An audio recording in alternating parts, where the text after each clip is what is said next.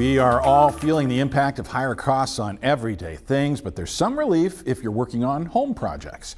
The sky-high lumber prices we saw during the height of the pandemic are coming down.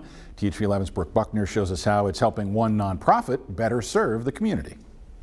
Habitat for Humanity is feeling the impact of the lower costs. The community development director tells me it can allow them to build more houses like this for families in need. We never had the intention to stop building. We just had to build a little bit fewer homes than we would have. Andrea Newton says it's a big relief to see prices going down.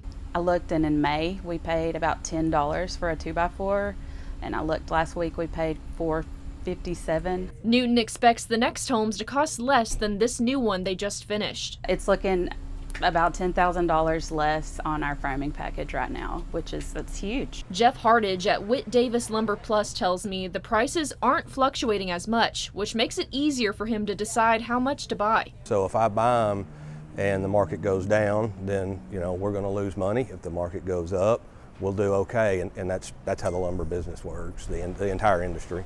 Hardage says the pandemic changed the market, and he doesn't expect costs to go back down to where they once were. And as we're seeing lumber go down, he says other building materials are still high. Roofing, drywall, and insulation are still at the highest levels we've ever seen. I bought 3 loads of insulation yesterday, and they were higher than the load that I received in June. And Newton sees other high costs when putting finishing touches on the houses. Plumbing, electric, HVAC, along with framing, ended up on these last couple houses almost meeting our budget. But even though some things cost more, she believes less money going toward the lumber will help in the long run. It makes it a little bit easier to go out and ask for those donations to build those relationships. Brooke Buckner, THV 11 News.